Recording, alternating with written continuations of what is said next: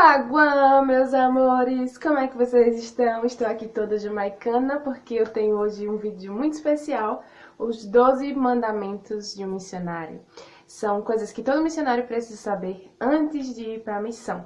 E eu estou jamaicana porque foi a missão transcultural que eu vivi durante 2 anos na Jamaica e eu quero compartilhar com vocês, tá bom? Vamos lá?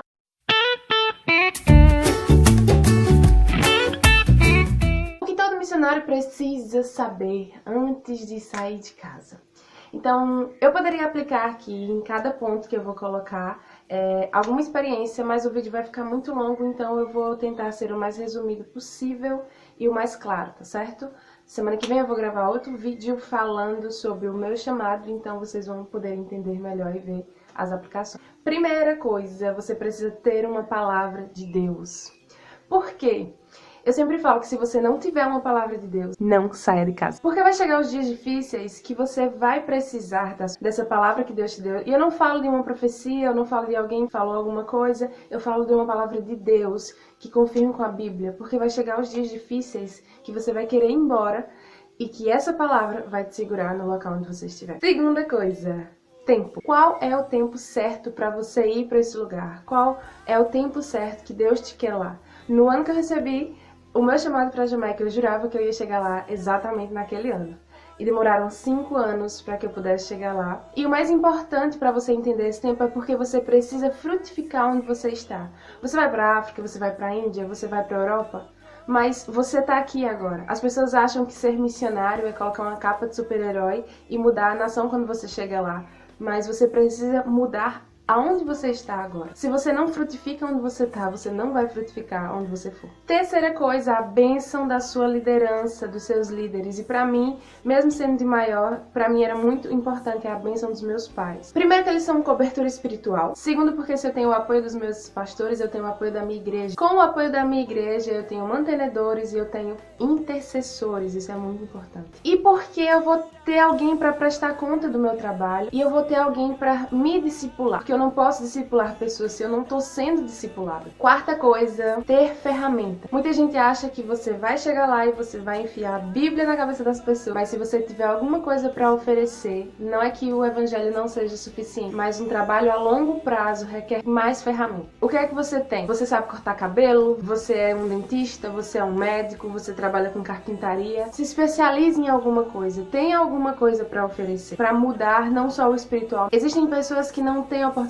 de emprego e você pode ensinar alguma profissão para ela. Quinto, informações do lugar onde você vai. A Jamaica não é na África. Você precisa estudar o país que você vai, você precisa estudar a cultura, você precisa saber as leis, você precisa saber se o país é perseguido ou não. Se já existe algum trabalho em andamento lá, muitas vezes a gente quebra muito a cara querendo começar algo novo em vez de somar algo que já foi iniciado. E você precisa saber da língua, muito importante, porque a língua é a chave do coração das pessoas. Se você fala com ela na língua, por mais que você tenha inglês vai abrir muitas portas em muitos lugares, mas se você sabe a língua daquela nação, a língua do povo, você vai conseguir tocar muito melhor o coração dele. Sexta coisa, planejamento. Você precisa planejar. Na ETED, a escola da Jocum, que eu super aconselho qualquer missionário. Nós temos uma semana de aula sobre projeto e a gente cria o projeto do nosso prazo. E nesse projeto vai conter quanto tempo a gente vai passar lá, quais são os nossos alvos, qual é o tipo de pessoa que a gente vai trabalhar, qual é o tipo de trabalho que a gente vai fazer. É evangelismo porta a porta, é trabalho com criança,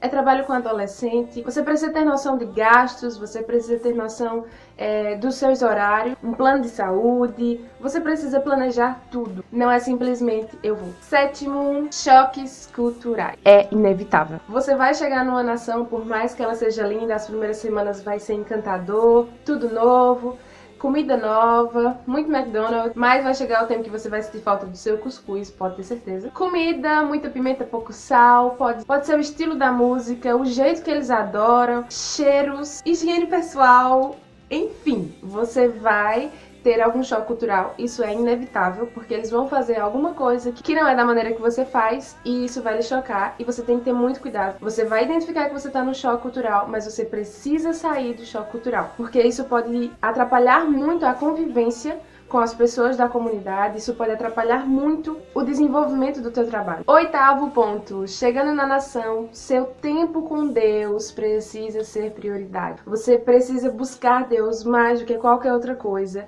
Por mais que você já tenha uma vida diária, você precisa aumentar isso. Por quê? Porque você precisa fortalecer a sua identidade em Deus, você precisa entender a atmosfera espiritual e você precisa do direcionamento de Deus em tudo que você for fazer. Então você precisa sim passar mais tempo com Ele, você precisa se fortalecer espiritualmente, porque você vai estar dando muita coisa. Então só Deus vai poder te encher novamente. 9ª coisa, flexibilidade e paciência. Nem sempre o seu planejamento vai sair da forma como você pensou. Esqueça aquela coisa, na minha igreja a gente faz assim. Você não tá na sua igreja, amado. Você precisa se despir da sua cultura, do jeito que você faz as coisas, muitas vezes, porque nem sempre funciona. 10º ponto, aculturamento. Você precisa se aculturar, você precisa se vestir da cultura, literalmente. Aprender a língua, como eu já falei, entender a cultura é muito complicado porque muitas coisas a gente começa a rejeitar. Isso não é de Deus. Gente, muitas vezes é só questão de cultura. No IE que a gente aprende a questão de ver o que é cultura, de ver o que é permitido